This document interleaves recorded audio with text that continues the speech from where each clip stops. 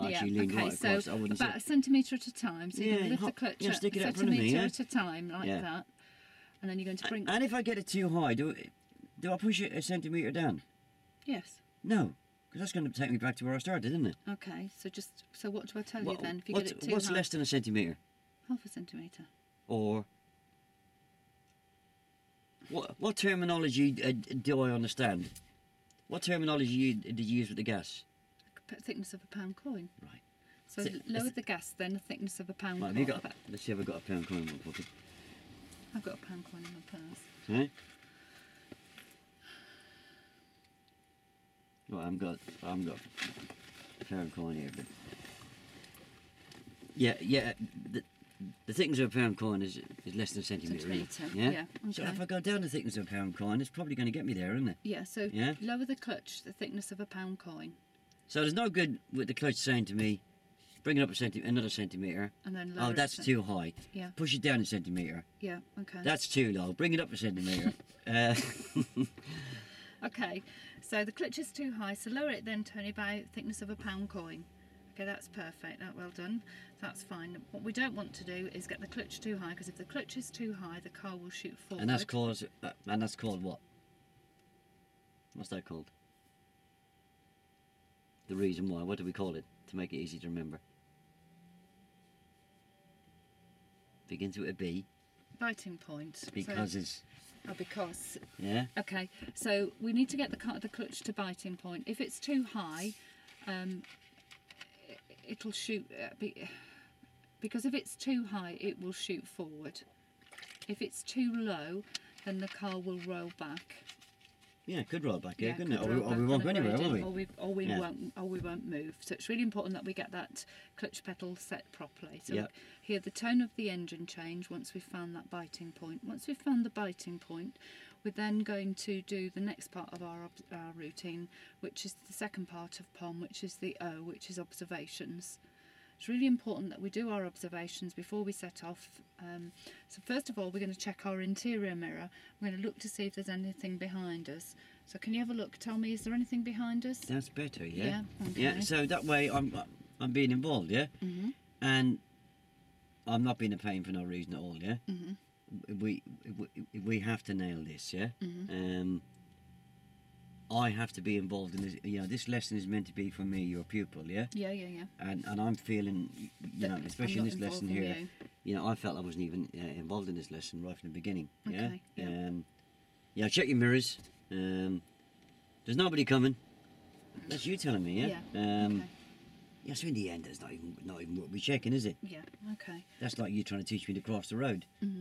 Look, right, there's nobody coming. Well, I got to bother looking, because I trust you, don't I? Yeah, okay. You're my driving instructor. I'm going to trust you. Okay. Involve me every stage of the way, yeah? Because don't forget, as this lesson progresses on, there's going to be money in the bank. Yeah, okay. Well, if you're going to ask me on maybe the second or third move off and stop, why are we checking the mirrors? I haven't got a clue, Sue. I thought you were going to tell me. Yeah. Okay. Yeah. So what money can you take out of the bank? Nothing. Nothing. Because you haven't got nothing in there, have you? Because I haven't told you. Yeah. You're skint.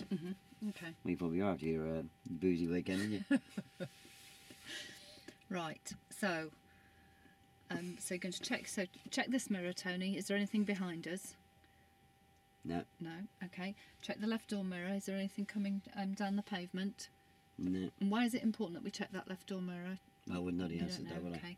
So it's really important that we check that left door mirror, Tony, to make sure we don't have any pedestrians coming down, because it doesn't matter that they're walking down the pavement, but they might decide to cut across. So we need to be wary that if we've got a pedestrian there, just keep an eye on what they're doing before we set off. And that is actually what a pedestrian would do. It's what we all do. Yeah.